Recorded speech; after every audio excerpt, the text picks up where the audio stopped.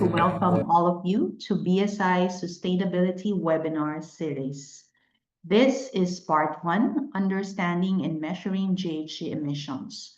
We are honored to have the support of our valued partner, the Philippine Energy Efficiency Alliance, PE2. Our sincere thanks to Mr. Alex Ablasa, President of PE2, and the entire PE2 team for their support to promoting this event. To ensure a pleasant experience, kindly take note of our housekeeping rules. All lines will be muted during the webinar. Please submit your questions in the Q&A chat box. The webinar will be recorded. We will share the recording and slides with all attendees after the webinar. Please take a minute to complete the feedback survey before leaving the webinar at the end. Thank you again for being here today. In a world where the effects of climate change are no longer distant or abstract, but real, visible, and urgent, your presence in this webinar means something. It means you care. It means you want to understand, to act, and to be part of the solution. As former US President Obama once said, we are the first generation to feel the effect of climate change and the last generation who can do something about it. The truth is sobering, but also empowering. Today, we'll dive into how we measure greenhouse gas emissions. Because what we can measure, we can manage. And what we can manage, we can change. So let's make the most of this time together. Let's learn, question, and connect with a purpose and with hope. We are truly fortunate to have such an inspiring, distinguished group of speakers whose insights and experiences elevate the impact of this event. Dana Grace Rutilla from BSI, Lloyd Cameron from the British Embassy Manila, and Francis Ariola from the Net Zero Carbon Alliance. The UK government has demonstrated global climate leadership by using platforms like COP29 to urge other nations to adopt more ambitious emissions targets, positioning itself as a catalyst for international climate action and clean energy investment. We are honored to open our webinar with a special video message from Lloyd Cameron, Economic and Climate Counsellor at the British Embassy in Manila. As part of his role, he oversees the embassy's work on mobilization, infrastructure, energy, science, technology, health, and climate. He has worked for the UK government for over 10 years, focused on economic development and investment. Prior to arriving in Manila, Lloyd was working on the mobilization of green development finance. He has represented the UK as part of its missions in Afghanistan and Syria. Lloyd holds LLM from Lund University, Sweden, and LLB from the University of Edinburgh. Let's hear it from Lloyd Cameron. To Ava Taniahura, BSI Managing Director, Ms. Francis Ariola, Lead Convener of the Net Zero Carbon Alliance, distinguished guests, colleagues, and climate champions from the private sector, good morning. It's a great honour to be virtually with you today to deliver the opening keynote speech. Our topic is technical, but its implications are transformative. Why accurate greenhouse gas emission calculations matter, and what the private sector can do to tackle the climate crisis. Let's start with the global picture. At COP28 in Dubai, the world completed its first global stocktake under the Paris Agreement. Progress has been made, but it's not enough. Emissions must have peaked before 2025, that means last year, and fall by 43% by 2030 to stay within the 1.5 degree limit. But emissions are still rising, and we are off track. Thus, the stocktake calls for a transition away from fossil fuels, a tripling of renewable energy capacity, and a doubling of energy efficiency by 2030.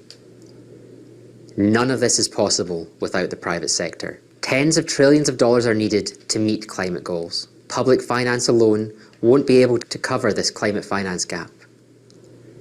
The private sector must help us to mobilise capital, drive innovation, and lead on transparency. Indeed, the best companies already recognise that sustainability is both a risk and an opportunity.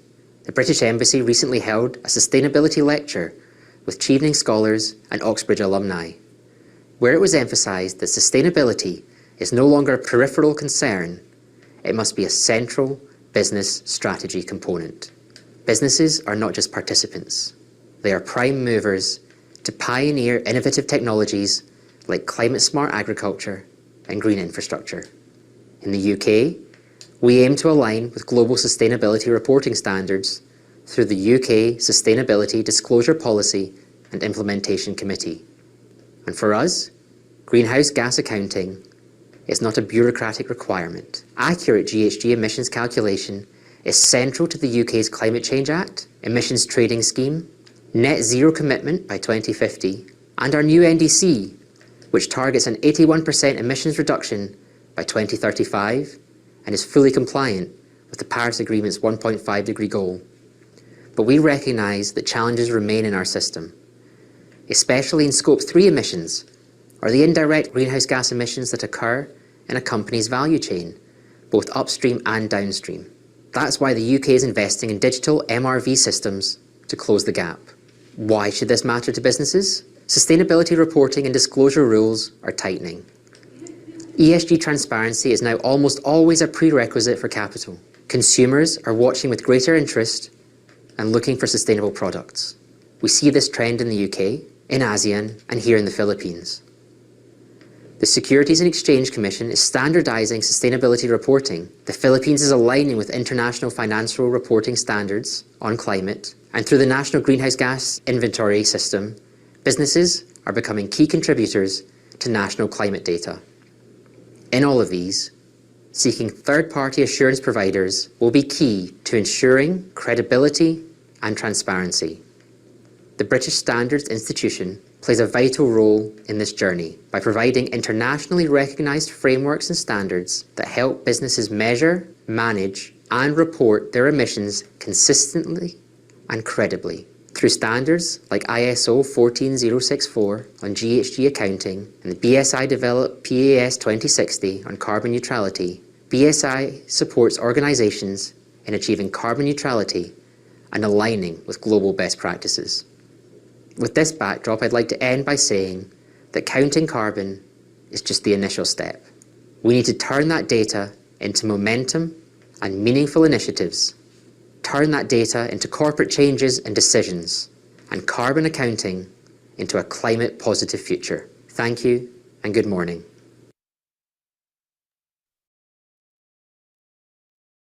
Thank you, Lloyd Cameron, for your inspiring message, and to the British Embassy Manila for supporting our event. We are now moving to the main presentation. A kind reminder to all to type in your questions in the Q&A chat box. I am very pleased to introduce Dana Grace Rutilla, BSI's Client Manager on Sustainability. A registered chemist with over 13 years of experience in the certification and training industry, Dana is highly skilled in sustainability reporting requirements, including GRI, SASB, and TNFD standards. She holds a bachelor's in chemistry and a master's in business administration, along with certifications as a GRI professional and in GHG verification. Over to you, Dana. Okay, thank you for that wonderful introduction, Miss Ava. So, good morning, everyone. I hope you're all safe out there. If you're watching this from your homes or from your offices or even maybe on transport, on mobile, no. So we will be discussing together understanding and measuring GHG emissions for around an hour. Hopefully, you won't get bored. No? So let's start first with our agenda. So what we're going to talk about is what are greenhouse gases, the emissions framework, especially with GHG protocol, how to measure your GHG emissions, and setting GHG reduction goals, and some tools and resources that are available for at your disposal. Okay. So, again, welcome everyone. So, today we're delving into the fascinating world of greenhouse gases, often referred to as GHGs. So, what exactly are these gases and why do they matter? No? I know a lot of you already know this. Greenhouse gases are atmospheric gases that play a crucial role in our planet's energy balance. So it's not always negative, as what they do is they trap heat from the Earth's surface, keeping our planet warm enough to sustain life. So, this natural process is essential. Without it, our world would be far too cold for most life forms to thrive. However, human activities have significantly altered this balance. Since the Industrial Revolution, we've ramped up the levels of GHGs in the atmosphere primarily through the burning of fossil fuels and deforestation. This enhances the greenhouse effect, leading to a global warming and climate change. Not all greenhouse gases, though, are created equal. They vary in their ability to trap heat and how long they linger in the atmosphere. For instance, while carbon dioxide is the most abundant GHG, methane, or CH4, is far more effective at trapping heat, though for a shorter time. We would want to understand this difference as it is crucial for addressing climate change effectively. As we explore this topic further, keep in mind the profound impact GHGs have on our environment and climate. They're not just scientific concepts. They're central to the challenges and solutions we face in our efforts to create a sustainable future. So let's take a closer look at the primary greenhouse gases that influence our climate significantly. First up is the carbon dioxide. It's the most significant greenhouse gas, accounting for the majority of human caused global warming. Carbon dioxide is primarily released through activities such as burning fossil fuels for energy, deforestation, and various industrial processes. Once emitted, this gas can linger through the atmosphere for around 300 to 1,000 years, making its long term impact quite substantial. Next is we have methane, no? Or CH4. This gas is over 25 times more effective than carbon dioxide at trapping heat over a 100 period. So some of its major sources include oil and gas production, livestock farming, and rice agriculture. Although methane doesn't stay in the atmosphere as long, typically about a decade, it has a much greater immediate warming potential, making its reduction a critical focus in climate strategies. Then we have nitrous oxide, which is approximately 298 times more potent than carbon dioxide over a century, and it's usually emitted from agricultural practices, industrial processes, and the combustion of fossil fuels. Nitrous oxide remains in the atmosphere for about 114 years, contributing significantly to global warming. And then we have other greenhouse gases like water vapor, ozone, and certain industrial gases such as hydrofluorocarbons or HFCs. While they may be present in smaller quantities, some have a much higher global warming potential. So we would want to understand these gases and their sources as it is crucial for developing effective strategies to mitigate climate change.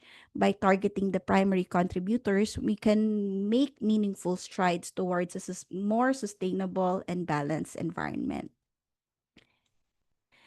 So we talked about greenhouse gases, but ano ba yung effect nito, no? So let's talk about the concept of greenhouse effect. It's actually an essential process that helps regulate our planet's temperature. It all starts with solar radiation. The sun emits energy in the form of sunlight, and about 50% of this energy reaches the Earth's surface. It warms the land, oceans, and atmosphere, creating the conditions necessary for life. Then comes heat emission. The Earth absorbs the solar energy and then emits it back into space as infrared radiation. This now becomes the natural cooling process that helps maintain the planet's temperature. Without it, our world would overheat. However, this is where the role of heat trapping comes into play.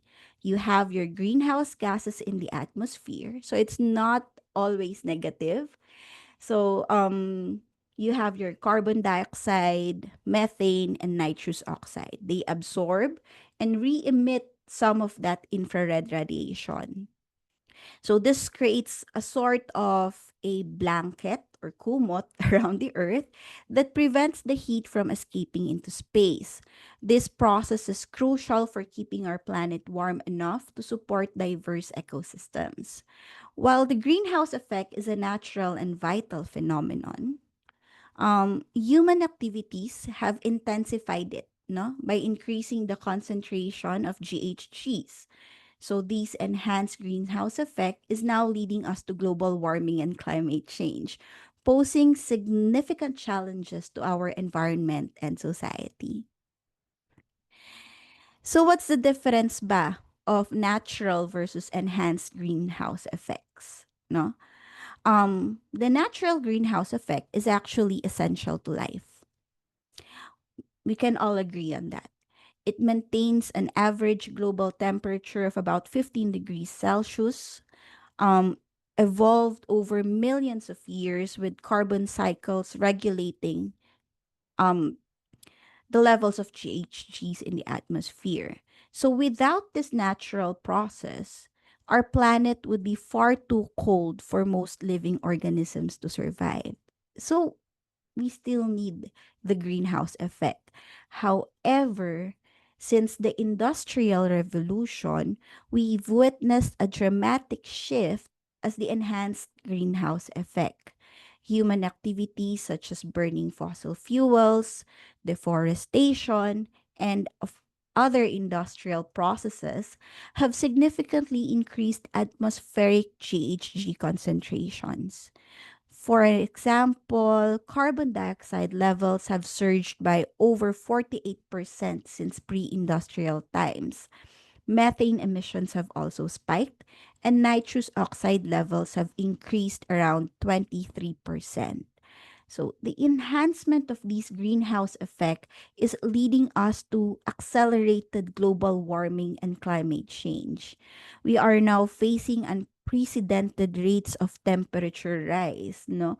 For a lot of days in during April and May, we've had a lot of classes cancellation because of the heat index, no? And it really brings about severe consequences for our environment, ecosystems, as well as our communities. Okay? So, why would we want to measure our emissions? Para saan ba yan? No? This is actually critical because accurate measurement forms the backbone of our efforts to combat climate change, and it serves several key purposes. So, first is, of course, we need this for policy development.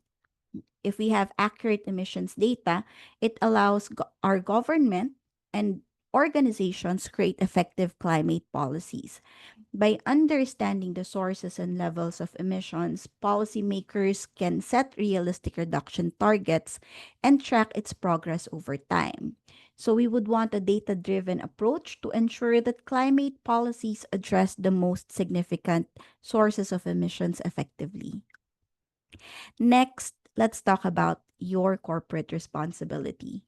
For businesses, when you measure GHG emissions, your own GHG emissions, it is essential for identifying areas for improvement. When you assess your carbon footprint, you can implement strategies to enhance sustainability and reduce your environmental impact. It doesn't only help meet regulatory requirements, but also appeal to consumers who increasingly value corporate accountability. In terms naman of international agreements, accurate measurement is crucial for compliance with agreements like the Paris Climate Accords. Countries need to report their emissions to ensure that they are contributing to global efforts to limit temperature rise below 2 degrees Celsius above pre-industrial levels. This collective action is vital for addressing the global nature of climate change. And finally, let's not overlook public awareness. Who here has seen hashtag climate change is real? No. It's actually a trend I see on social media quite a lot. But are they using the right context? When organizations now report their emissions, it actually raises awareness about climate issues among the public. Let me just tell you a personal story of mine. My mom, who doesn't really want to retire, is still working in the US as an accounting professional. She saw a GHG report from one of their customers. She asked me what was it all about. Ano ba yan, nak? No? Of course, being the dutiful daughter that I am, I had to do a half-day lecture on climate change, greenhouse gases, as well as how to account for it. You know what was the first thing she did after? She had our family house subscribe to solar energy. Dahil every month daw, we were emitting 1.41 metric tons of carbon dioxide equivalent, sana daw makabawas kami. Good thing, no? Purchased electricity pa lang yung na-start namin and na-explain ko. Pero minsan iniisip ko baka I should have explained mobile combustion then para she'll buy a Tesla for me. But then the worst case scenario will be magbasa ako. So, you see, this transparency fosters accountability and can drive positive behavioral changes at both individual and community levels. Okay? So, how do we start calculating, accounting our emissions? So, one of the most popular framework for understanding, quantifying, and managing your um, greenhouse gas emissions globally is the GHG protocol. So this is the world's most widely recognized accounting tool developed by the World Resources Institute and the World Business Council for Sustainable Development.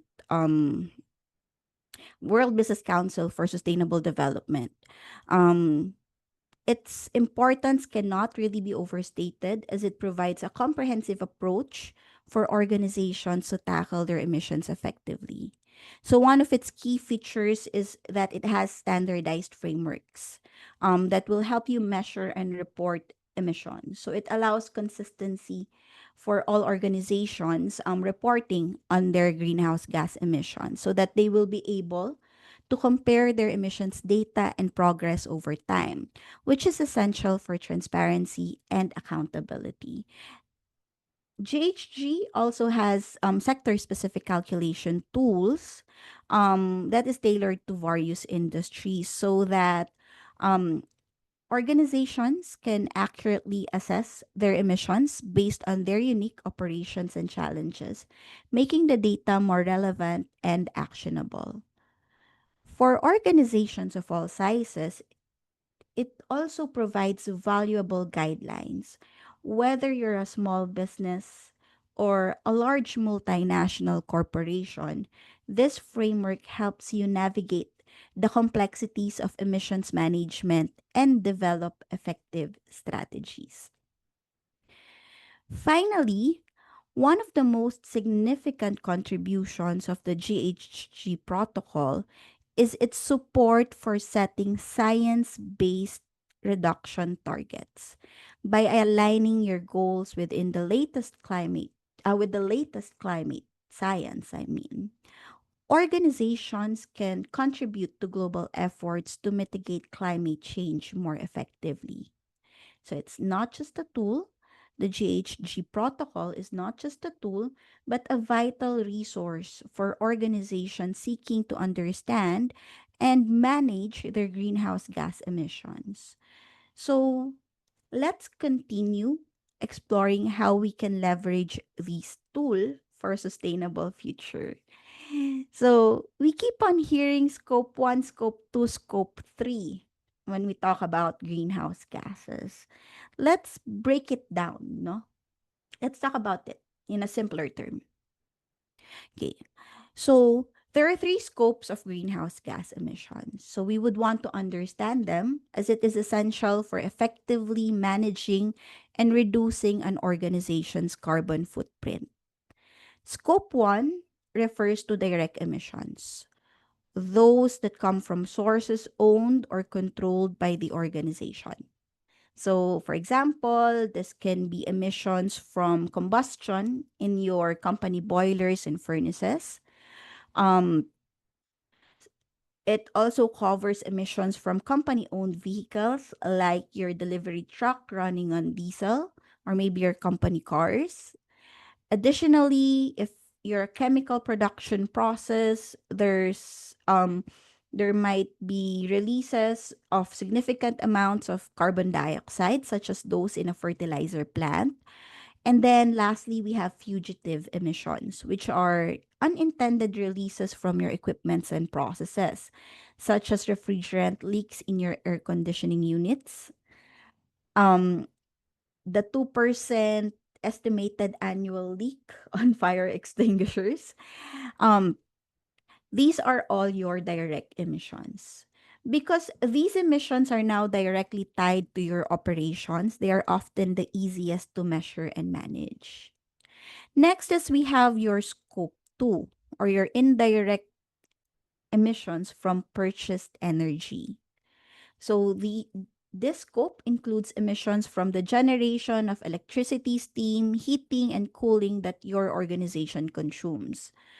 For instance, if you're a corporate office that purchases electricity from the grid, which purchases electricity from a coal fired power plant, the emissions from that plant are considered scope 2. While these emissions doesn't really happen within our organization and it occurs off-site, they are a critical part of an organization's overall carbon footprint. When you address scope 2 emissions, you can make significant strides in reducing your environmental impact by improving energy efficiency and considering renewable energy sources, such as installing solar panels or really purchasing green energy, which we have naman, no? And then last but not the least, we have our favorite scope 3 or all other indirect emissions.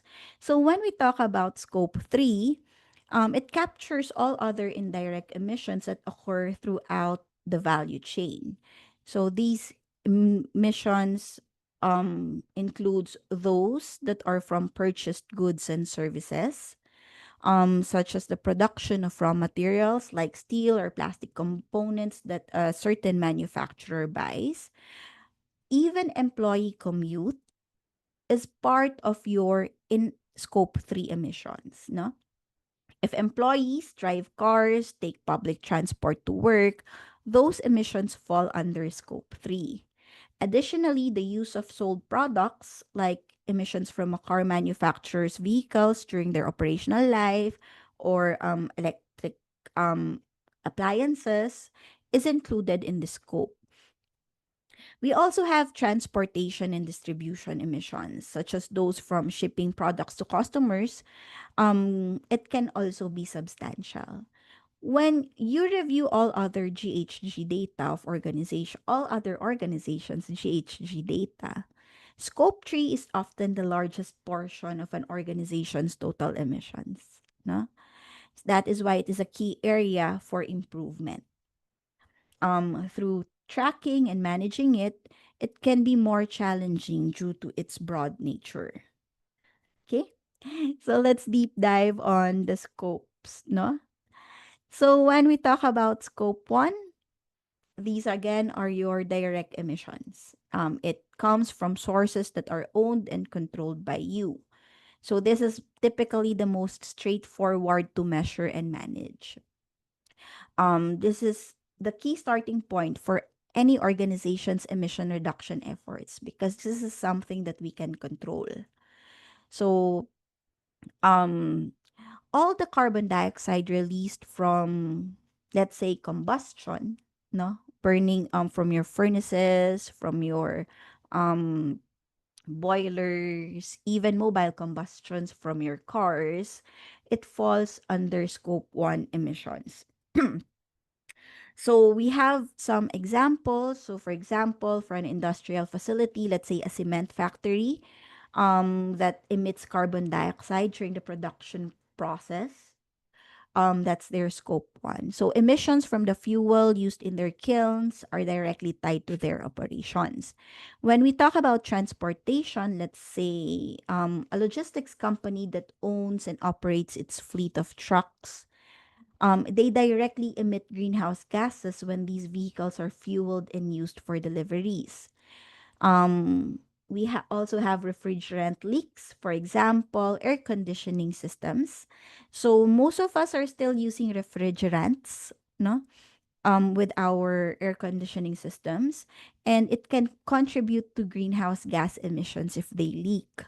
For instance, if you're a supermarket and you have a refrigeration system that uses hydrofluorocarbons, a leak could release these potent greenhouse gases directly into the atmosphere, and we can classify it as a scope 1 emission.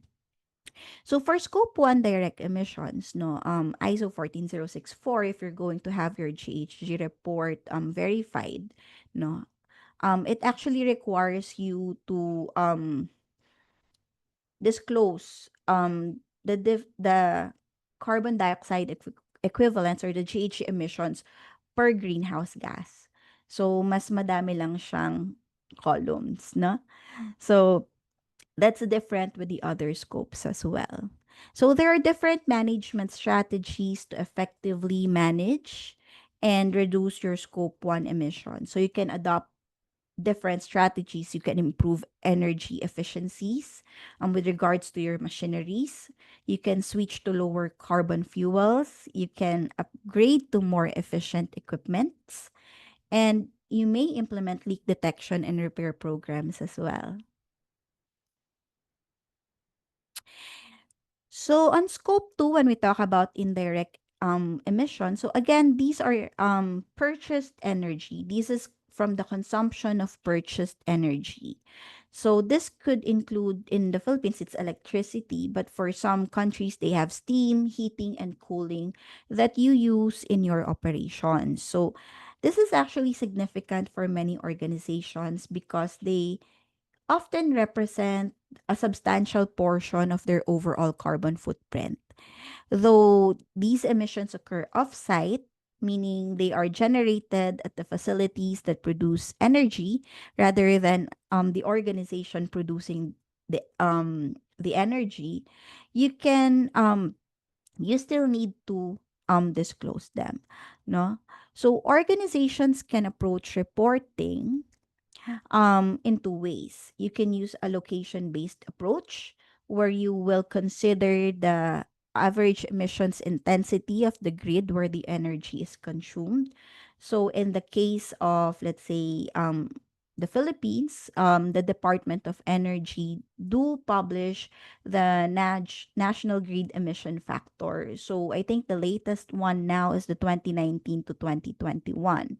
Or you can use a market-based approach, which reflects the emissions from specific energy purchases you have made, such as renewable energy credits. Okay, so some examples is, let's say, corporate office that has no other source of electricity but Meralco, no?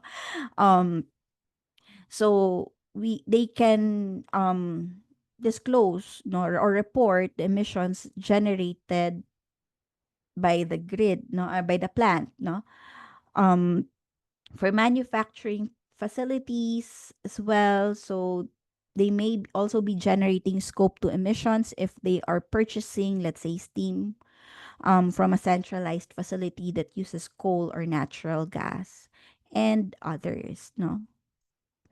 So yeah. So, when you already know your emissions, again, you can identify management strategies. So, you can implement energy efficiency measures. You can purchase renewable energy if it's available. You can install on-site renewable generation. No, so some organizations they install solar panels already. They can also negotiate green power purchase agreements, no?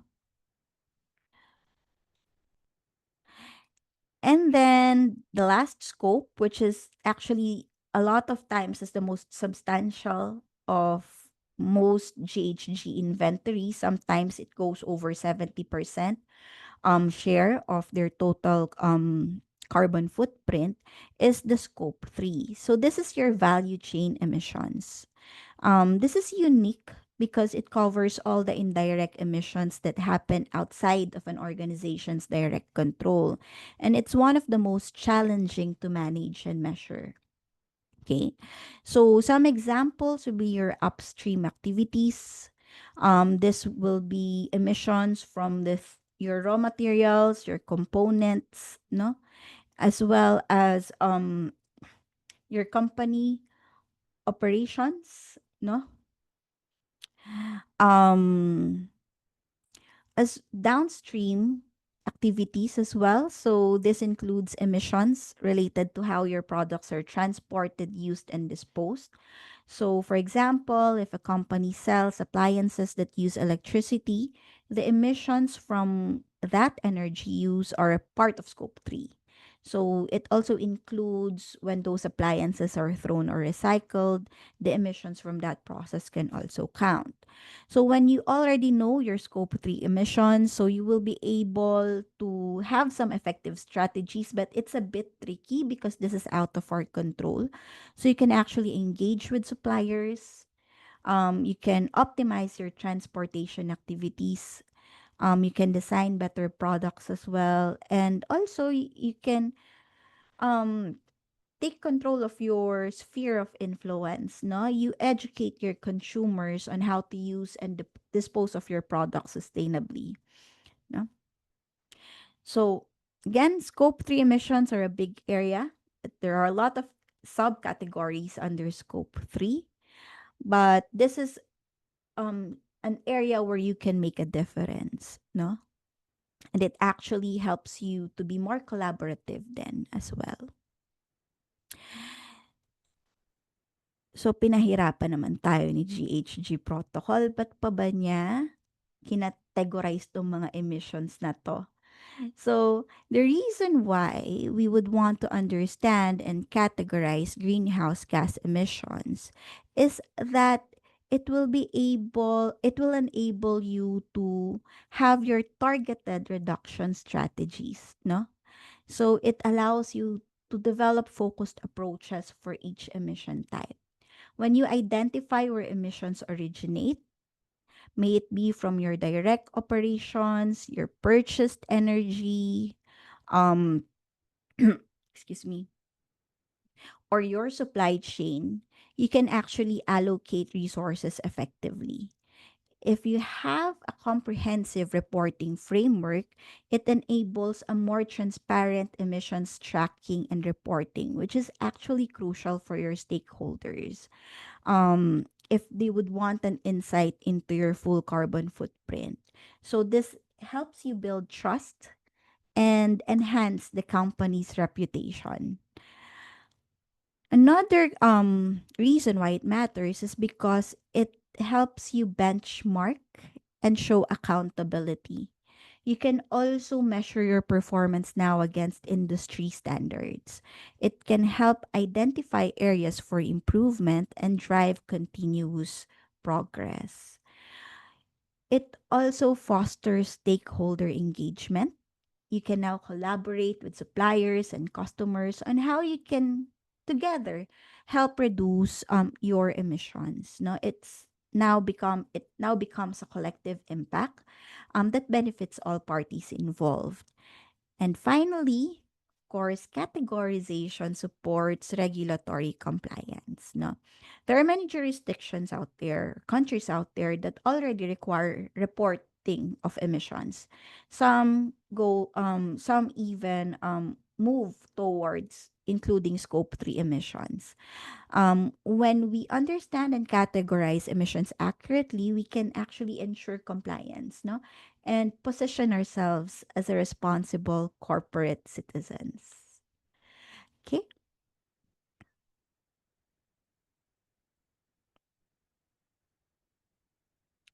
Okay. So now I think this is where you all this is your highlight no, of the hour. How do we calculate our GHG emissions? Of course, we will make it as simple as possible, because if we would want to have a more deeper um, training on how to calculate your GHG emissions, we might need to go for a 2-day course, if I may say. But let's talk about some methods. No, the two methods for calculating your emissions. First is you can always do direct measurement. So this involves instruments that can actually measure emissions directly from sources in real time. So if you have your continuous emissions monitoring system, so there are some industrial facilities that utilizes this. It continuously track emissions from smokestacks. It also provides accurate and real-time data, no, on what you are releasing into the atmosphere. So, for example, a power plant that has a CEMS can monitor its carbon dioxide emissions continuously. No? So, it also helps operators to make immediate adjustments to reduce emissions and ensure compliance with environmental regulations. Um, Another thing about direct measurement, though it is highly accurate and it gives you real time data, it's a bit costly and complex. No? So it can be expensive and may not be feasible for all emission sources, especially if you have smaller operations. So the next method that you can use is estimation. If you cannot, well, if direct measurement isn't practical, you can often resort to estimation methods. Okay, so this involves using activity data and established emission factors to calculate emissions. No?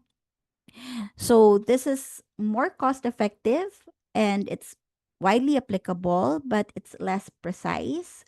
And it will always depend on the quality of the data that you're using and if you're using the correct emission factors. No? Okay. So now let's start with a simple calculation, a sample calculation for your scope 1. No? Let's walk through a practical example of calculating greenhouse gas emissions from a diesel generator. Okay? So imagine you're a company that operates a diesel generator that consumes 10,000 liters of diesel fuel for over the course of a year. So from let's say in 2024, I consume 10,000 liters of fuel for my diesel generator. So what we would want to do is we would want to calculate the emissions produced by this generator. Okay? So since this is a direct emission, this is under scope 1, we need to consider not only carbon dioxide but also other greenhouse gases emitted during fuel combustion. So, the first step, of course, is to identify the emission factors that you will use. So, in this case, no, since BSI is a UK organization, we will use the UK Department for Environmental, Food and Rural Affairs emission factors, or what we call DEFRA. Now, UK DEFRA. So you can always hold on a second. Sure if I'm sharing the right. Okay. Okay. No. So this case, this can actually be downloaded in www.gov.uk publications Greenhouse Gas Reporting Conversion Factors 2024. So I usually use the full set for advanced users. So it's an MS Excel spreadsheet that you can use. And then there, it has various emissions factors already. Okay? So 1.96 MB lang naman. Okay, so now looking at this, what was this is the spreadsheet, no, for DEFRA. So there will be an update on October 6th. We have to take note, but this is applicable for year 2024. So it's color coded. So green is your scope 1 emissions. How do I um the blue ones are for your scope 2, but for the Philippines we usually use the NGEF, the published by DOE, and then orange will be your indirect emissions that might fall under scope 3. Okay. So in this case, we're talking about stationary combustion. No? These are the ones that is used by your diesel generator. So for fuels, you will see here that they have different types of fuels, and it's carbon dioxide equivalents in kilograms. So they said that the diesel generator consumed 10,000 liters of diesel fuel over a year. So here, hopefully you can see it. No. So here in the Philippines, so it's the average biofuel blend, and we're using liters. So the first column is the total kilograms carbon dioxide equivalents. So this is scope 1. So we need to also report or disclose the carbon dioxide equivalents of the applicable gases. So in this case, so it's diesel and we're using liters.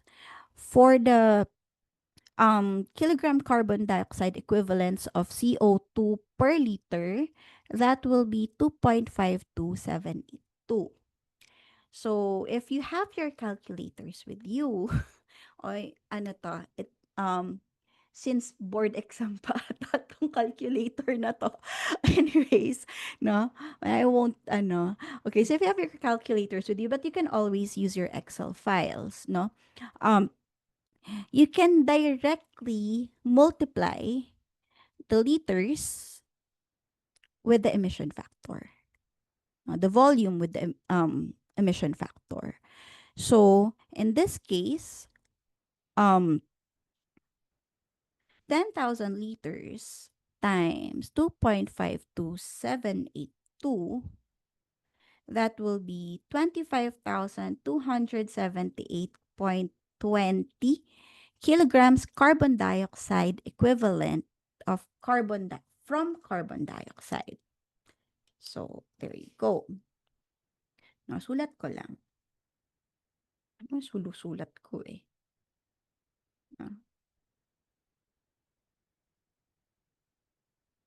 Okay.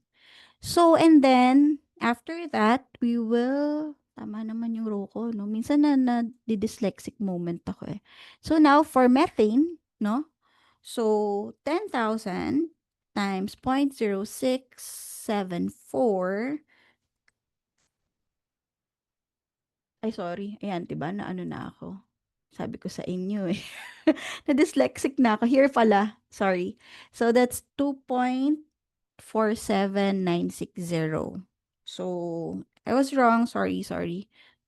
So, 2.47960 because we're using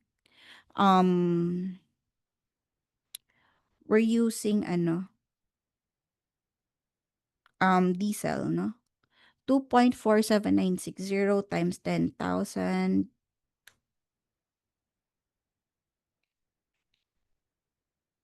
So that will be 24,796. I'm sorry about that. And then 0.0029 of methane. So that will be 0.00029 times 10,000, which will be 2.9.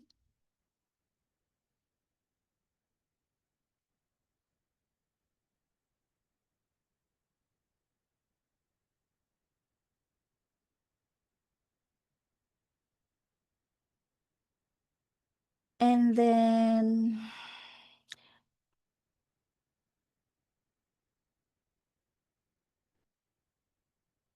0.03290 times 10,329. And then you add them all together. So you would want to report the carbon dioxide equivalent of carbon dioxide for your consumption of diesel, plus, and as well as the methane, and then as well as the nitrous oxide. And then saka nyo siya i-add. So kailangan dun sa report nyo report per greenhouse gas because this is scope 1 or direct emissions. But for the others, it can be the total, no? And then, of course, it's usually reported in metric tons carbon dioxide equivalent. So you will have to convert the kilogram into metric tons carbon dioxide equivalent. So if we're going to do this, so if this is average biofuel blend, no, this one is the total. So tinotal lang niya tong dalawa. So 2.51279 times 10,000. So basically that's 25,127.9 kilograms carbon dioxide equivalent total. And then if you convert it into metric tons, that will be 25.1279 metric tons carbon dioxide equivalent. And that is just for one diesel generator alone. Okay. So another sample calculation that we might want to do is your electricity consumption. So let's say a company consumes 500,000 kilowatt hours of electricity annually, no? So again, the first step will be to determine the emissions factor. So for the Philippines, you can if you're doing location based, for the Philippines, you can always use the national grid emission factor that is released by the Department of Energy. Just and excuse me. Just a disclaimer. This was released recently, parang early this year or second quarter na of this year.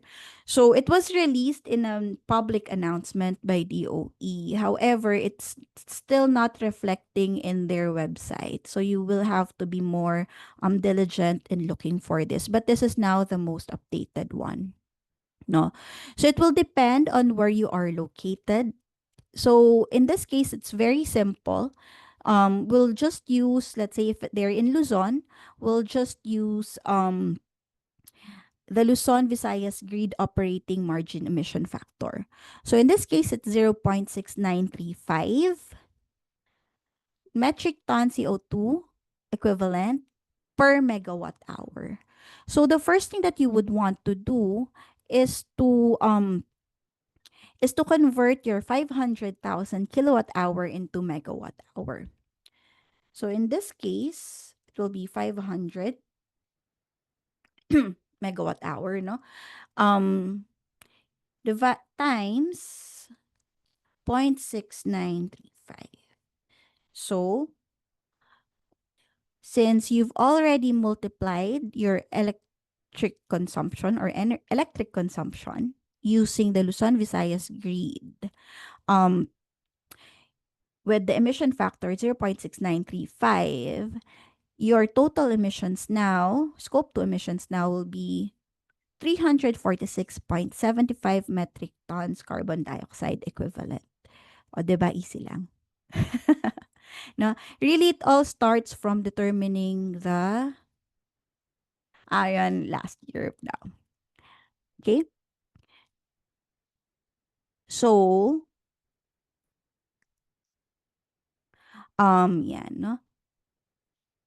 So, yun na nga, no? So, it's very easy, no? It's just that you have to determine the emissions factor that you're going to use. No? Pero we have to be kasi kahit anong search ko dun sa website, yung public announcement nila here, nawawala eh. So, yun. Okay? But it's published in their website. Hindi ko, I will look for the link as well. Okay. So we have to start first with determining the correct emissions factor or the right emissions factor that we're going to use. We have to understand the data that we will use, no? So that we will use to do our estimations. And then from there everything follows, no? So of course, since we're in the world of technology now, um there are a lot of tools out there that you can use. So there are already specialized GHG accounting software solutions like Sfera, which helps organizations assess their environmental impact. Salesforce's Net Zero Cloud, which tracks emissions data and sustainability initiatives. There's also Energy Star Portfolio Manager for buildings, enabling energy use, tracking and benchmarking, while Microsoft Sustainability Manager provides real-time insights into your emissions data. Also, you would want to look at the different types of emission factor databases. So we have resources like US EPA. There's also IPCC, and there's also DEFRA conversion factors. There are also life cycle assessment tools like Gabi and Simpro, which analyzes the environmental impact of products from raw material extraction to disposal, which helps you identify opportunities to reduce emissions throughout product life cycle. No? So you can actually leverage these tools to enhance your ability to track and manage your emissions. It can help you foster informed decision making and contribute to a sustainable future. Okay, so when you integrate these tools into broader sustainability strategies, you can make significant strides in their climate action efforts. Okay.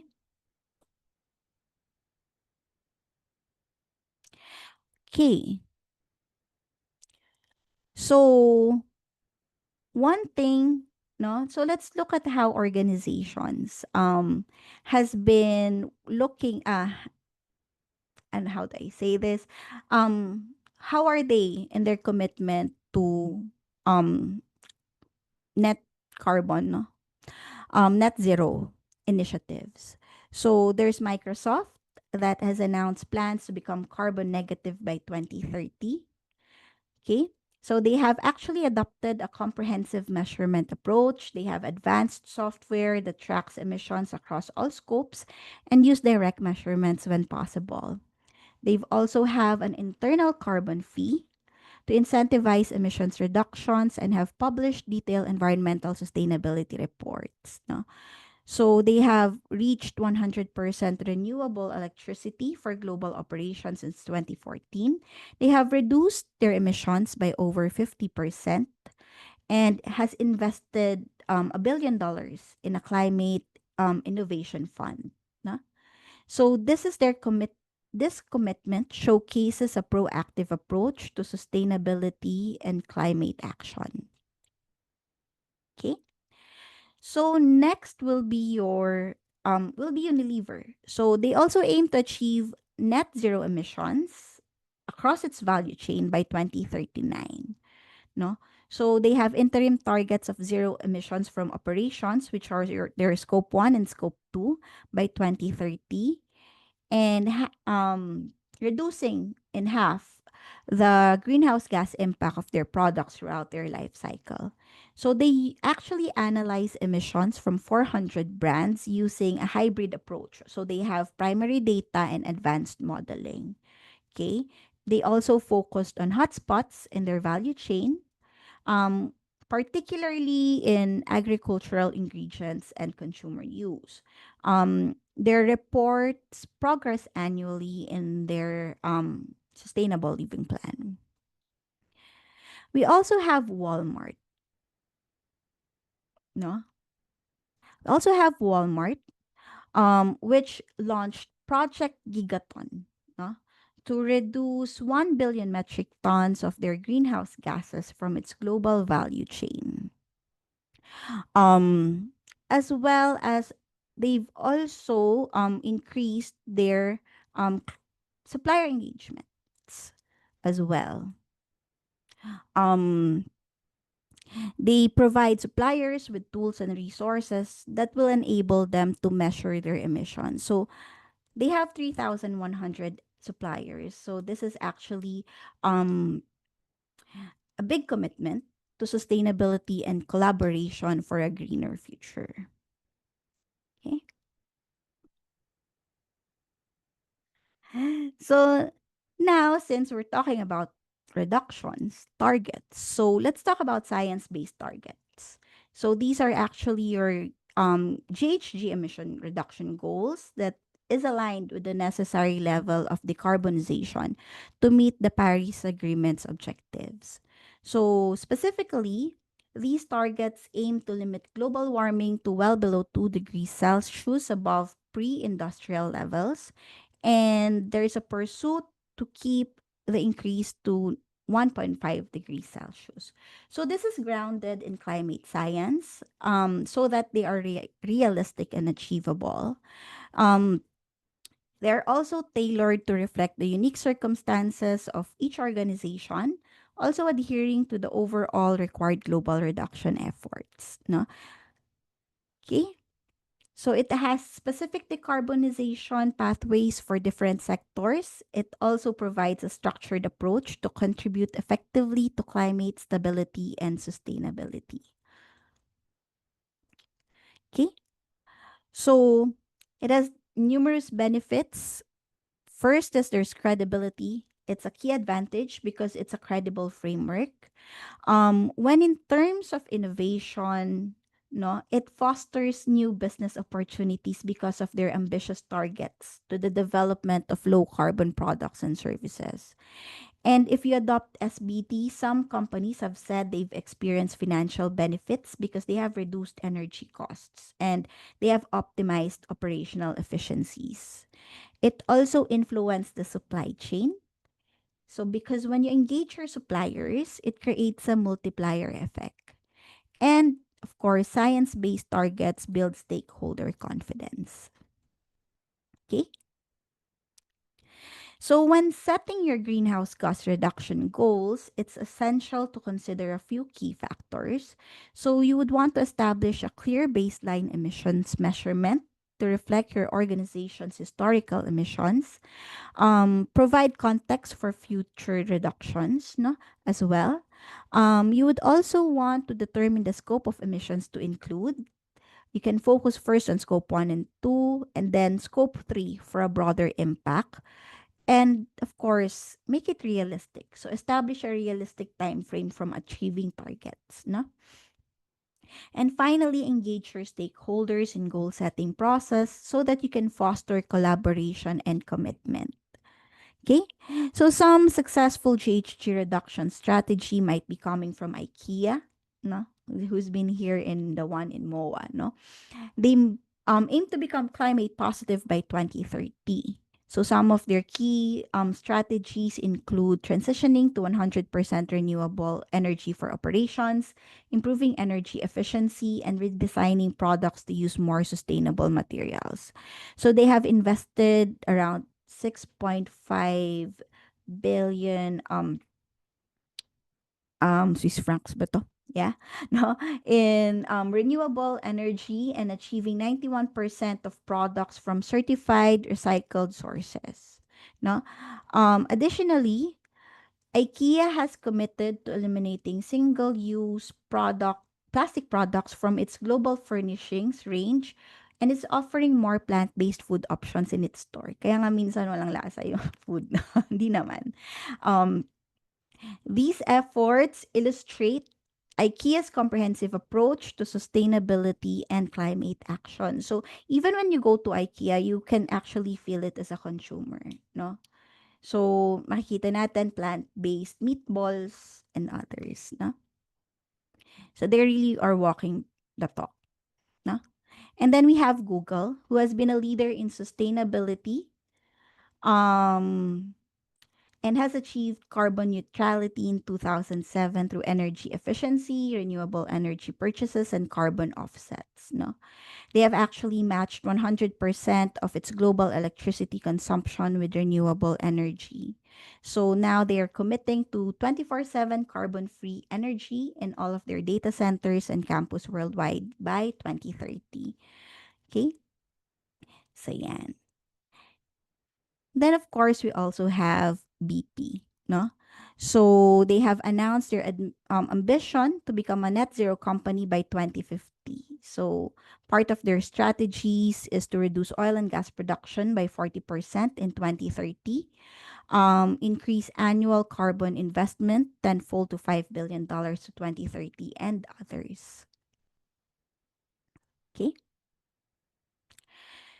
So again, we have a lot of tools out there. We've talked about Sfera, no, which is an enterprise level software for your environmental performance management. You have your Energy Star Portfolio Manager, which is actually a free online tool from EPA.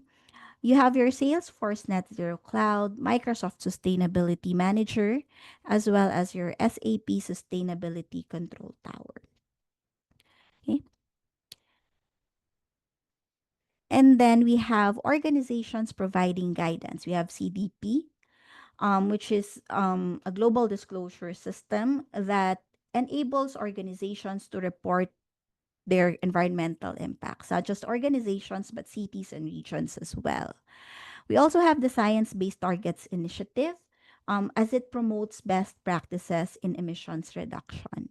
We have the Global Reporting Initiative. So this is a widely recognized standard for sustainability reporting.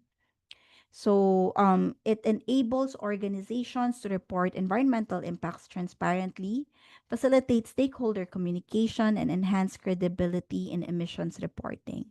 And lastly, of course, I won't end my presentation without talking about ISO 14064. This is actually a series of standards mostly on quantification, monitoring, and verifying GHG emissions. So we have ISO 14064-1 if we want to implement. So it actually helps establish consistency and credibility in their emissions reporting, in your emissions reporting. Okay?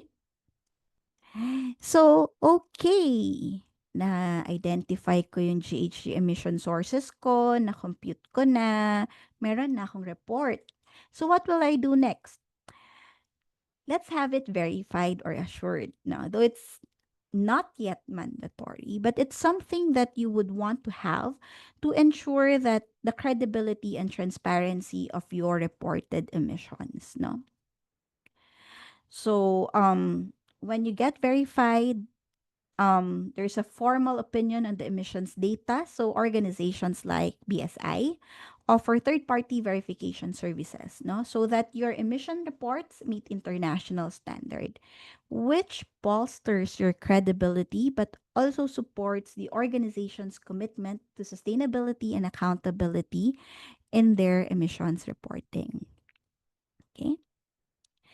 So some common challenges before we move forward, no, before we end, no. So we have to ensure data availability and quality. This is the usual struggle when measuring your greenhouse gas emissions, especially for scope 3. Another um challenge might be the complexity of your scope 3 emissions and also different calculation methodologies, no? So to answer that, you would want to have a robust data management system. So a clearer data collection protocol, and use conservative estimates if you have data gaps. You can also use a screening assessment to identify your hotspots for your scope 3. And for methodological inconsistencies, you can you adopt recognized standards like GHG protocol. Okay? So there are already trends in GHG measurements. So there's satellite monitoring, there's Internet of Things sensors, some uses blockchains, some uses AI and machine learning already. For regulatory developments, there are a lot of jurisdictions that are now requiring companies to disclose emissions data. There's also a move towards global standardization of emissions reporting, and there's an emphasis now on scope 3. And there are also growing requirements for product level emissions disclosure. So you um, now have to disclose your product carbon footprint. Okay. And, no? So we would want to understand our emissions, no? And it requires context. So we have to remember that the concept of global carbon budget is crucial. Okay. We are now on a trajectory of emitting 40 gigatons of carbon dioxide each year. If this pace continues, the budget would be exhausted in just over a decade. So there is urgency in reducing our emissions significantly. Okay. So we have to take action beyond measurement. Of course, we measure, we establish our comprehensive GHG inventory, we set our targets, no, to help alleviate naman our um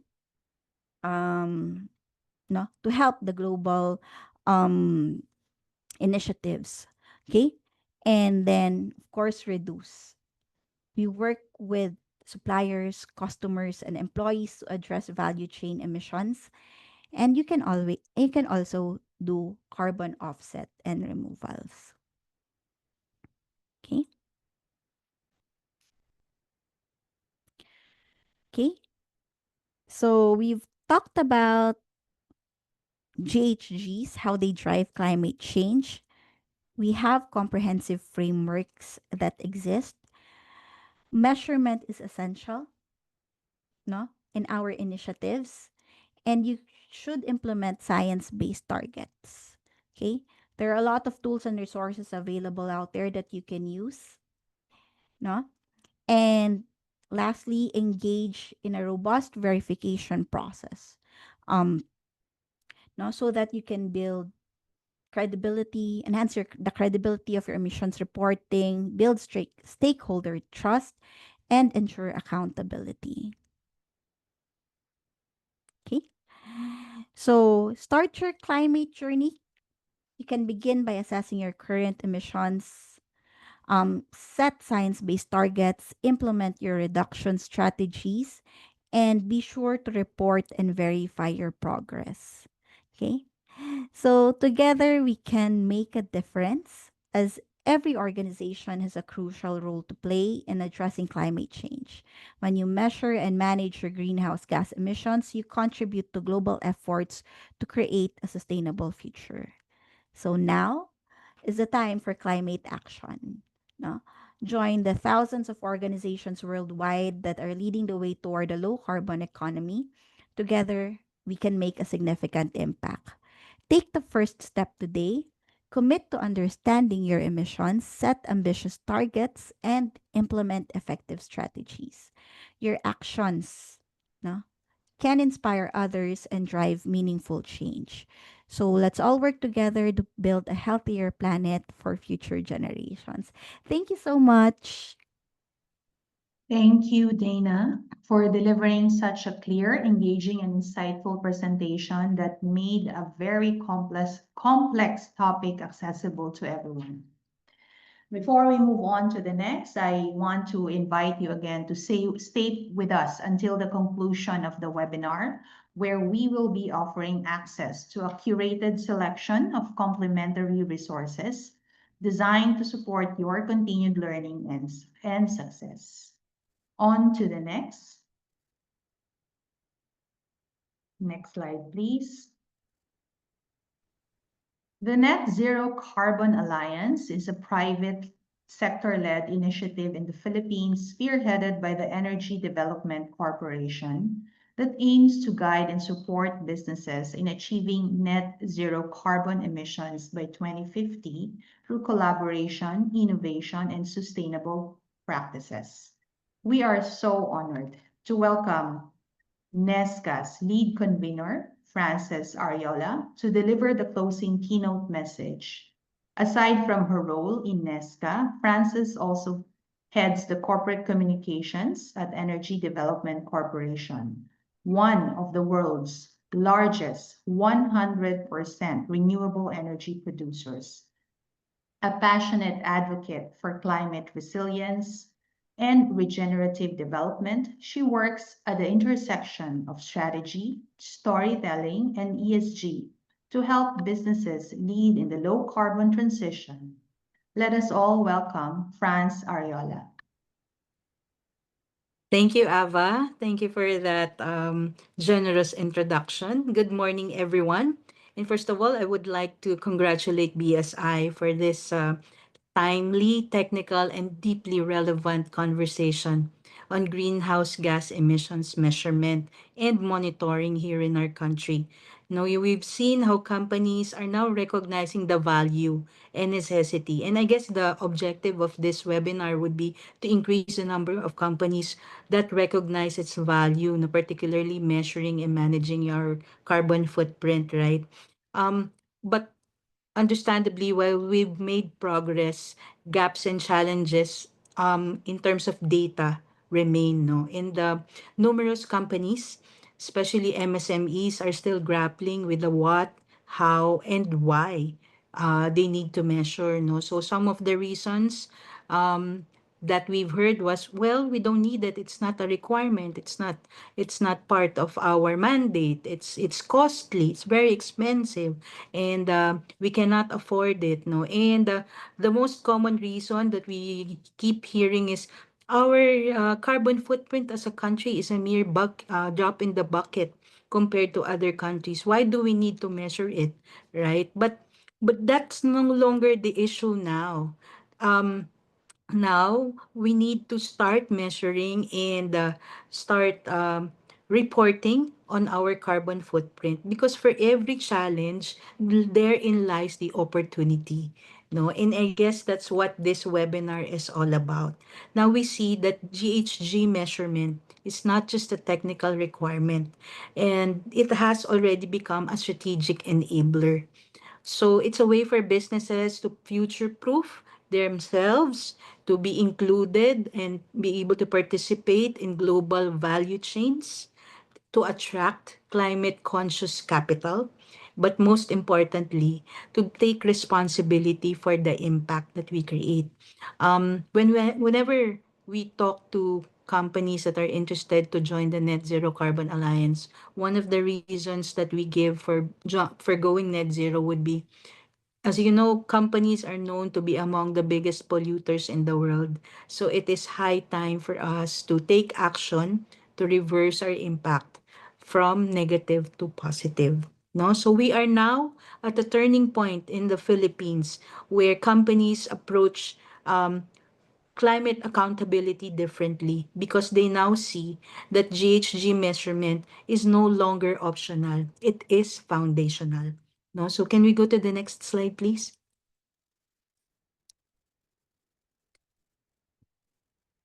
We've heard Ava say this, and we've heard several speakers say this: what you don't measure, you can't manage, right?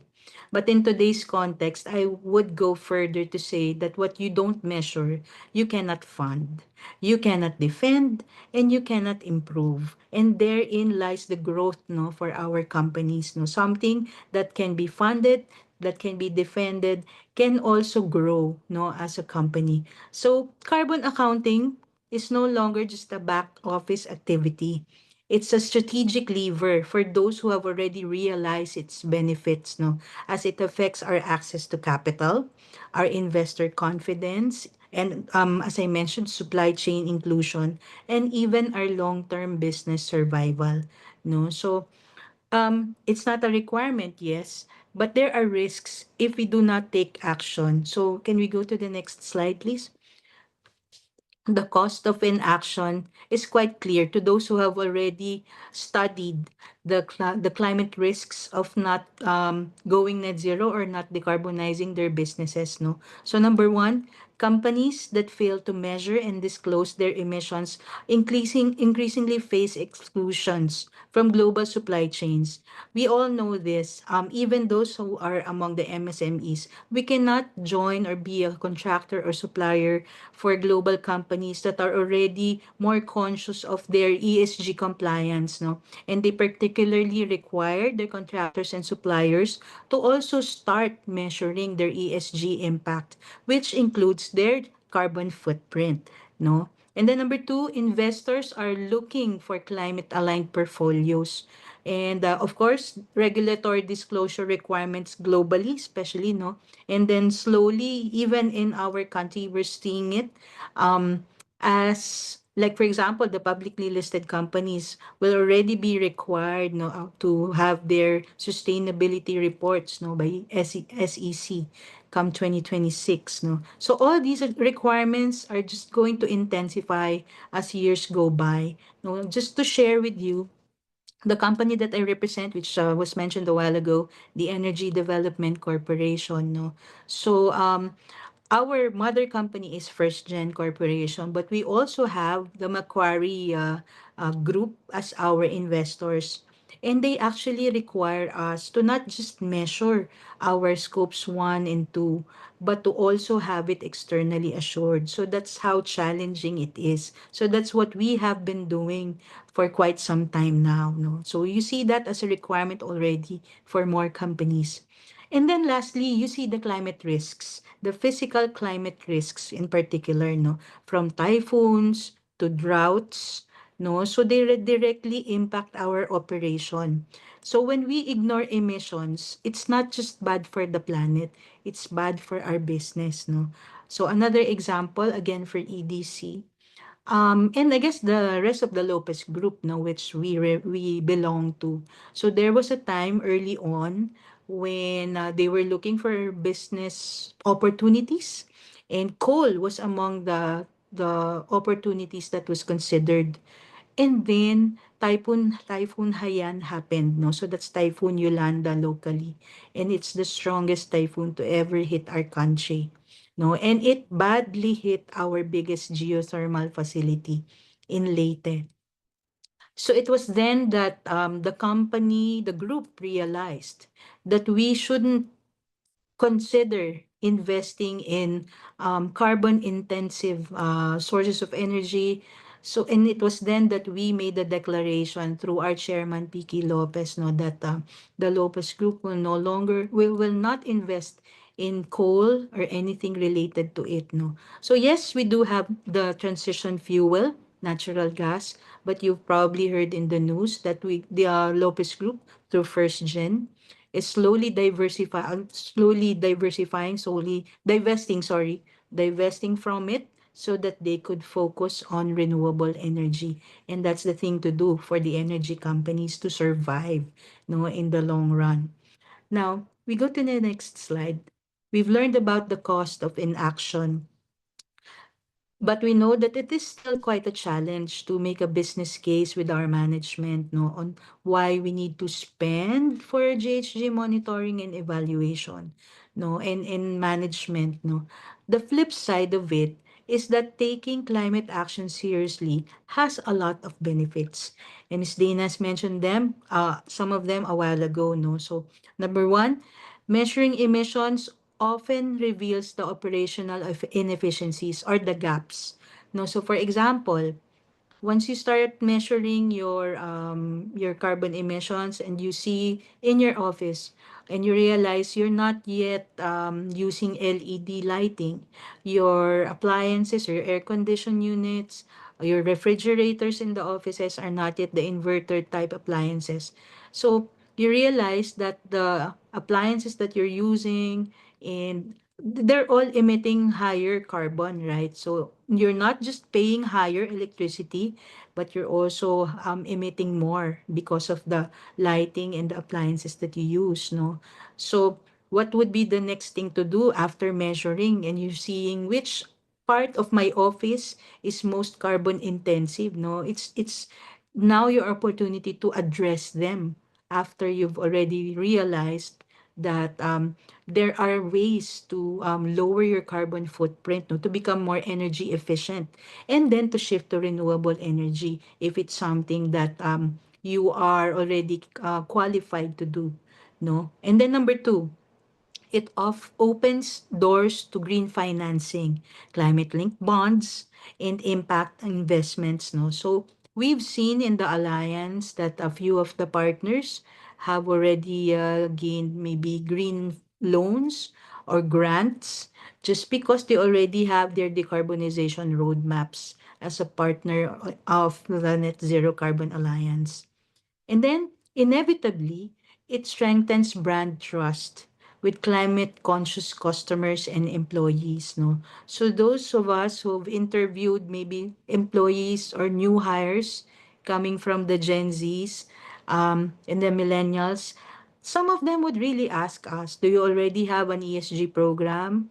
What are you doing to measure your carbon footprint for the company? It's surprising, but it is not uncommon, no? And then there are, of course, those of us from the FMCG industry, we've encountered customers who already said that they shifted to renewable energy because their consumers already demand of them to do so. So that is a positive development here in our country. And then finally, it future proofs your businesses, no, as we are able to comply with carbon regulations and expectations, no, from the global supply chains. Okay, next slide, please. And there are already a number of companies that are not just watching the global movement, they're already a part of it, no? So I'll share with you those that we're familiar with as partners of the Net Zero Carbon Alliance, no? So number one, there's Arthaland. So they're a real estate, a sustainability real estate company, no? So they are a niche market, no? So right now, they've made net zero properties not just a dream, but a standard. No, so all their condo units, their office units, the buildings are all net zero properties.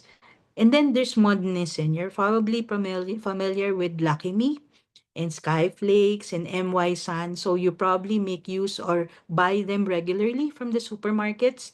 We're proud to say that they have been managing their emissions throughout their supply chain. In fact, they've already shifted to renewable energy, primarily from geothermal, no, for all their facilities, no. And it's something that helps us sleep more peacefully at night whenever we patronize their products, no, because we know that it's also something that helps us become part of the solution to the climate crisis. And then, of course, there's BSI that has been helping companies anchor their emissions data on internationally recognized standards, no. I have to say, it's not because I'm here, but I we're happy to have BSI in the alliance. Why? Because they have been generous in sharing their knowledge, sharing best practices, even the tools that they have been sharing with you, no, in the alliance, no, and even to companies that also belong to the same industry, they reach out and interact with them regularly and collaborate. Because it's only when you collaborate with the other companies in your same industry that you're able to move the needle in terms of decarbonizing your industry, right? And then there's EDC, the company that I represent. We're 100% renewable, but we still have our own emissions, no? So what we have been doing is to constantly find ways, implement measures to become energy efficient. We are committed to go net zero by 2040. And we are in the process of coming up with our own carbon capture storage system in one of our facilities now. So we're piloting it next year. So those are just some of the examples. There are several other examples, no, and we will be happy to share with them with you later on, no, if time allows. Next slide, please. So yes, we need to measure, and Dana has already showed you some of the tools, no, which they are very important, no, because this is not just about ambition. It's also about having access to the right tools and support, no. So apart from the tools that were mentioned a while ago. So in the Alliance, we have actually developed a carbon calculator for scopes 1, 2, and 3. No? And we also provide guidance through one-on-one sessions, no, exclusively to the partners. And this carbon calculator is housed in a net zero gateway, which is a centralized digital platform exclusively for the partners to monitor their progress vis-a-vis the net zero framework that we also developed for them. This framework is the compass. When you ask us, how can I go net zero? We'll share with you the compass, and this will be our basis for all the activities, the discussions in all our conferences and assemblies, so that we all are on the same page in terms of going net zero. No, so it's all about collaborating across sectors, and that's what we have been doing in the alliance. No, so we provide support for each other. No, as we continue to collaborate in an environment with like-minded organizations, no, that are all working towards net zero, no matter what level of readiness we are in, no. So we tell the partners that we meet you where you are, and let's just work together to achieve your goals, no, our goals for each of our companies, no. So next slide, please. So this is now our call to action. So you don't have to be perfect to begin. The most important thing to do is to take the first step. No, so you start measuring, you start reporting so that you hold yourself accountable to your own stakeholders, and it shows your transparency, your integrity, and your commitment to your goals. You start failing even and learn from your failures so that you can start improving, no. So you leverage the tools that were all mentioned to you, and look for support, no. Partner with organizations like BSI and the alliances like the Net Zero Carbon Alliance, so that you can keep stay the course, no, so that you can keep committed and really fulfill your goal towards decarbonization. And then let me just remind you, this is not a competition of who gets to achieve net zero first, no. As what our chairman Picky Lopez has said, if you find yourself alone at the finish line, then you would have failed to fulfill your mission, no, because this is a shared responsibility. No conglomerate can save the world on its own. We need to get as many companies, individuals to join us in the journey towards a thriving and livable Philippines. No, so we must continue to collaborate. So I'm on to my last slide. Next slide, please. So the road to net zero, which is what I'm promoting, starts with measurement. And I'm glad that we have this webinar, no? But it doesn't end here. We need to move from measuring for compliance to measuring for transformation as we use this as an opportunity to grow our business. Only then can we go beyond sustainability and be able to regenerate, which is to create exponential good for the planet and for our society, so that our environment will heal, no, and we all grow. No? So maraming salamat, and thank you for your time, and let's continue building a more climate resilient and regenerative Philippines. Thank you so much. Wow. Thank you very much, Franz, for that very inspiring message. And on behalf of BSI, I am very honored to be not just a witness, but part of NESCA's pioneering leadership in mobilizing the Philippine private sector toward a decarbonized, regenerative future and achieving net zero emissions as an alliance, no, by 2050. This is deeply appreciated. So thank you as well to NESCA for supporting our event. Thank you. We'll give Franz and Dana some few minutes to prepare to answer some questions. On to the next slide as first.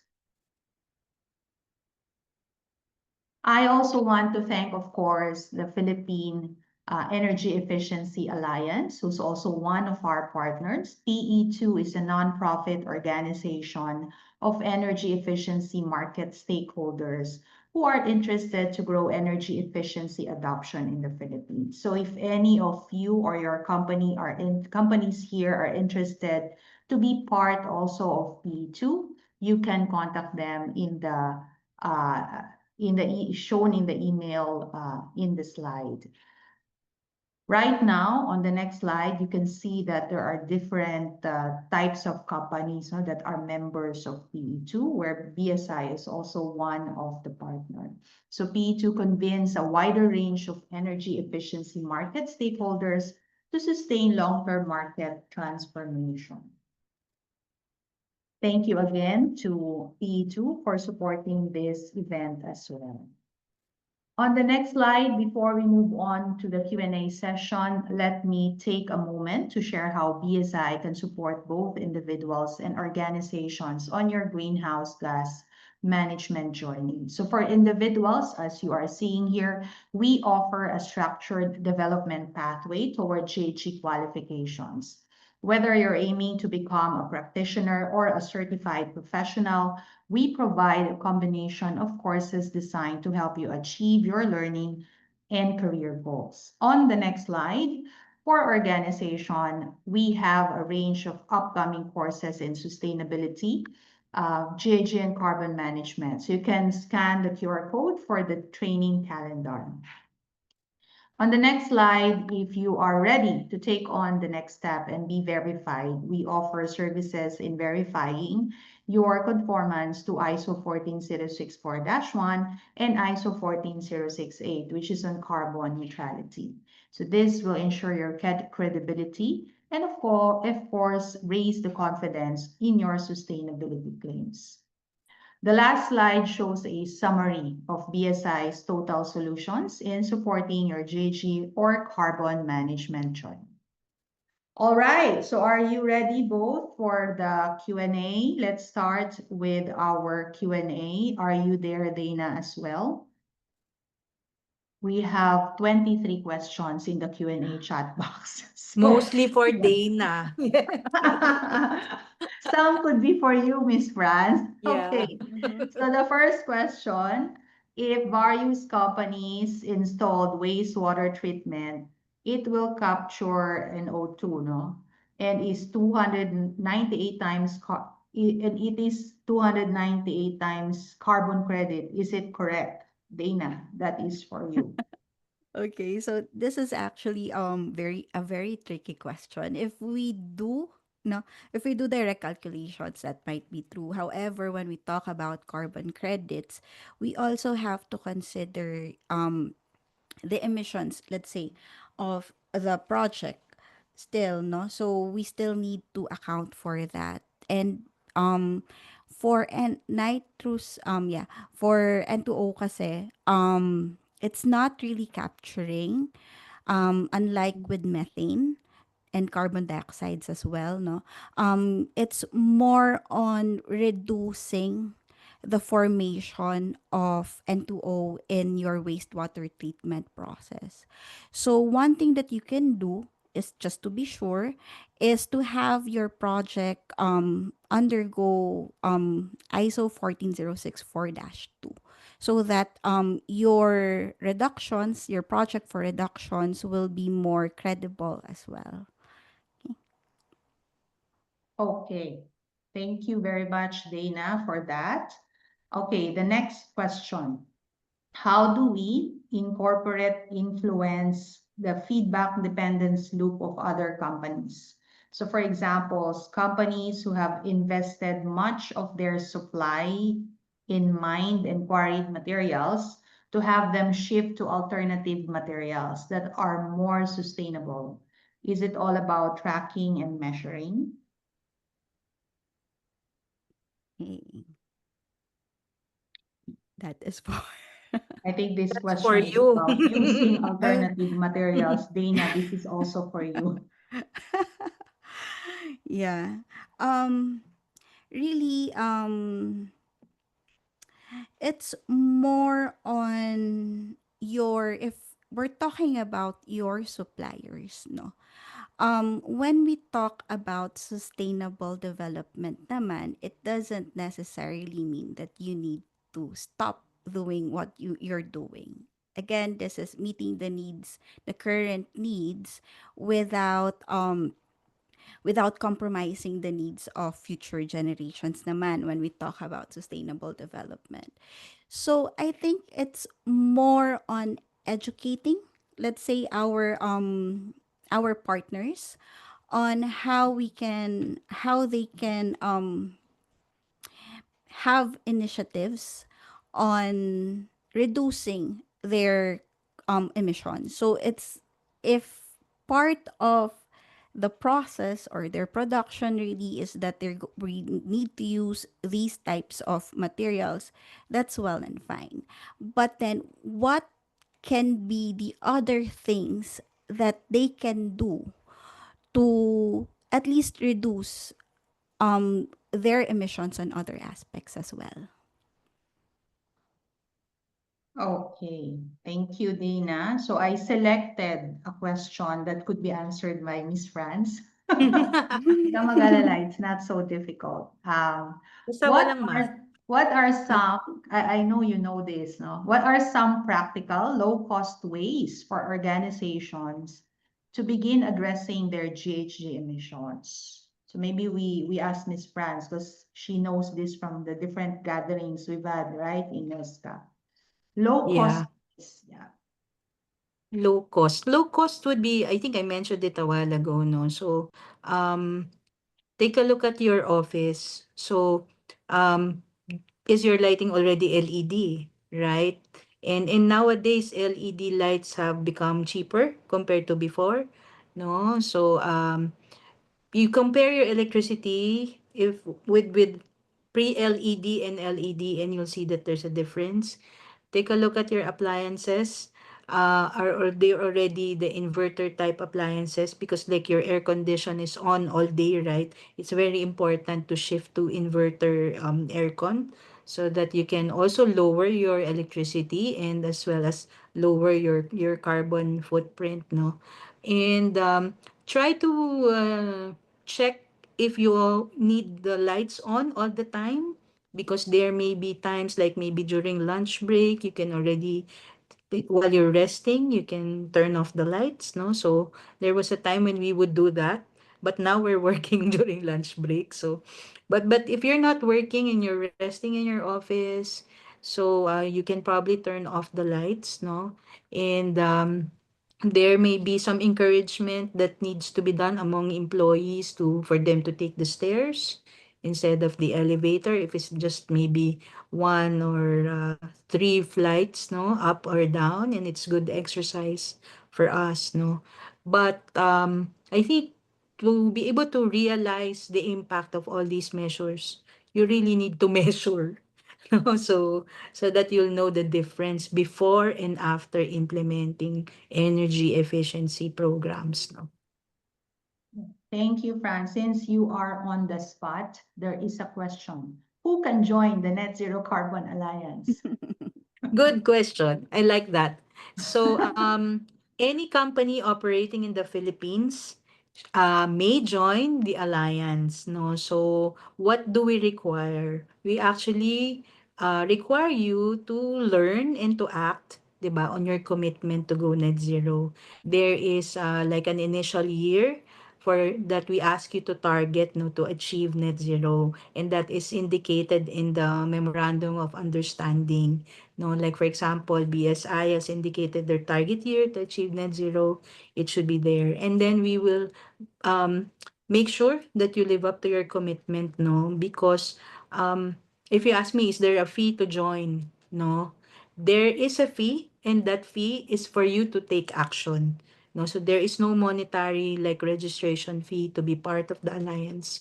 But what we ask of you is to live up to your commitment, no? So whether you're an MSME, whether you're a global company, whether you have your own net zero or decarbonization program, or you're just starting and you want to learn, we welcome you to the alliance now. So I think I put there on the chat our email address if they want Okay, to reach thank out to you. us. Thank Yes, you. thank you. Oh, back to the more technical questions. Dana, are you ready? So not so much patong next. What is your stand on animal agriculture in regards to GHG emission contribution? Yeah, no, actually, that is a lot. That is the usual argument, no, especially for those who wants to go vegetarian.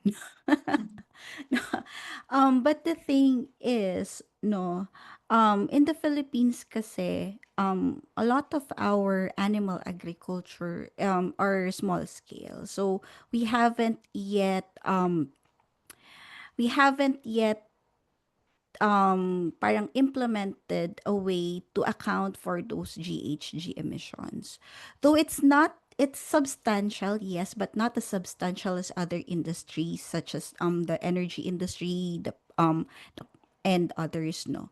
Um what needs to be done first is to have an understanding of what are the emissions of these organizations. Ano yung ba emissions nila? Na-calculate na ba nila?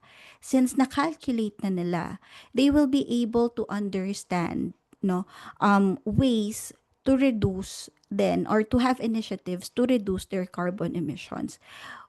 We can't stop animal agriculture because it's our way of life. We eat meat, 'di ba?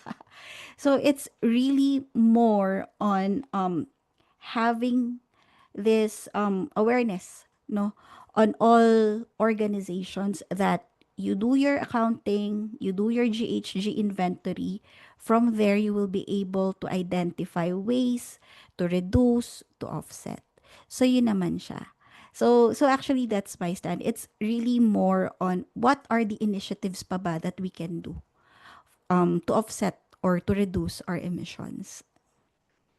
Okay, so this question, well, possibly my experience dito si Miss France as well, but I will let Dana and if Miss France wants to answer as Mhm. well. For scope 2, given that we are now using 100% renewable energy, so I guess the company where she works in is using 100% renewable energy, do we need to include this in our inventory report?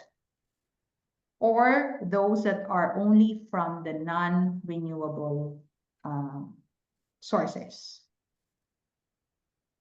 Miss France? Ikaw muna. But congratulations. You've taken a very important step if you're already getting power 100% from renewable, no? Yun. So, Miss Dana, ikaw na muna. Do they need to include this in their inventory report if they're 100% As far using as this? I know, yes, they do Yes, need actually to yes. include all their sources, Yes. whether it's renewable or non-renewable. Yes. They will just have to note that they Yeah. have these renewable energy credits din naman or certificates, no? So yun naman yung Yes. magiging RECs, no? ibabangga Oo, nila. may RECs, rec yeah. sila. Yeah, REC. yeah. Actually, there is a question related to RECs. I think there's one participant asking, so this is really more for information. If the RECs are already available let me jump into that, because I saw that earlier. Hold on. I think in Cavite, in the PEZA zone, in the zones in Cavite, are there already available? Is that available? Do we know of that? I have no information. I'm sorry. Yep, yep. Mm, If there is an availability in the Cavite area, specifically the mm, Cavite Economic Zone.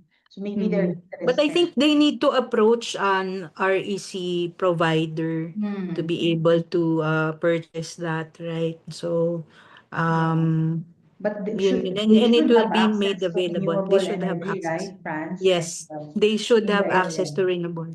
Yes. Okay.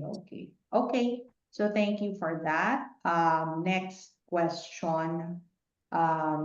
For scope 3, okay, under upstream activities, our supplier, so their supplier, they have a GHG inventory report that already includes purchased items, our purchased items. Do we still need to report these emissions in our own inventory? Or would that result in double counting since they already accounted for by the suppliers? Miss So, Dana, I think that's yeah, for you. today na yan, that's for you. So they Scope have a 3. GHG inventory report, the supplier, and Mm-hmm. they include, that supplier includes the purchased Mm-hmm. items in Okay. their report, Uh, right? Do in they still need to? Yeah. Actually, if they already have their data, less trabaho sa inyo, no? Mm, correct. Perfect, di Kasi ba? Oo. Correct, correct. sasalpak niyo na lang, no? As long as you're able to refer that data to the supplier, from na dun niyo kinuha yung data for that certain Mm-mm. item, no? Mm. So, it's actually it should still be part of your scope 3 reporting so that you Mm, will have mm, an understanding of your value chain impact din naman mm, talaga. From there, you will be able to understand, oh, ano pa ba yung pwede nating gawin to reduce our initiatives. Mhm. Again, it's not just mm, about accounting, it's not just about the numbers. You would mm, want to understand, ano nga ba yung nakakontribute ko sa paggamit ko nito, sa paggamit ko ng ganyan. And then from there, you'll have more initiatives na makikita natin, magagawa natin.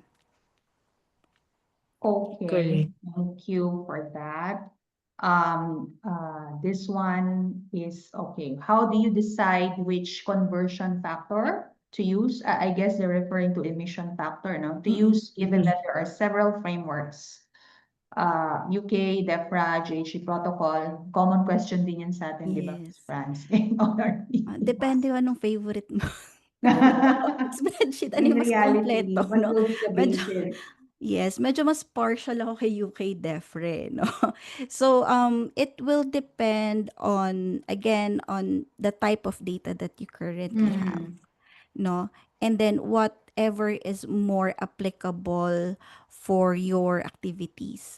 Some actually also uses a mix kasi wala si UK DEFRA, meron si US EPA. Mhm, mhm. So it's okay as long as you're able to show in your report ano yung ginamit mong emission factor, saan nanggaling.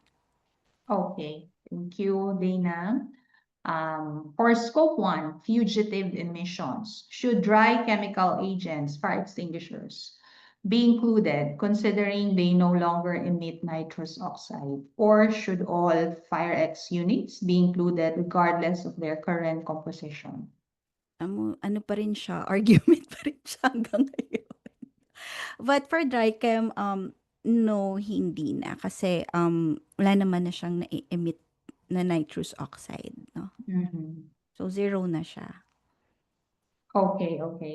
Next question, do you consider the use of blockchain platform that follows IREC standards in doing MRV for solar panel inverter, but measure energy consumption direct from the rectifier inverter equipment in doing GHG from solar power validation? Using blockchain technology. Sorry. Following the Okay, IREC. blockchain platform, okay? So, do you consider the use, no? Well, again, it will really depend on um how the data is presented then as well, no? Mhm. If it's something that is helpful, that mas mapapadali yung buhay nyo, you can use whatever data is within that platform, no? So, yun naman. Okay. I think it's already 11:54. So we do have so many questions. Thank you, everyone. In the interest of time, we will gather the remaining questions and we will send the answers to all participants today after this event. It is also when we share with you the copy of the deck, which will be via the on-demand webinar recording. As previously mentioned, we are very delighted to grant you access to resources we've prepared for your continued growth. Please scan this QR code to download sustainability resources from BSI. And while you're doing that, if you haven't done so, we have part 2 of this webinar series that will be next week, July 24. Please register to that webinar as well. We'll have panelists from the Securities and Exchange Commission, from GRI, and also from Drink Communications. Before we end, another question here that I can quickly answer. We already are certified in ISO 14001. Our customer is requiring us to contribute in their zero emission program 2030. Do we need to get ISO 14064-1 awareness? Yes. So please reach out to us on how we can help you to conform or comply to the requirement of your customer. So I think that's the end of our session. Thank you again for joining us. We trust that you found this webinar insightful, engaging, and valuable to your sustainability journey. Should you have any questions or require further support, please do not hesitate to reach out. We are always here to assist you. Thank you again to Dana and also to Franz for their insights and sharing.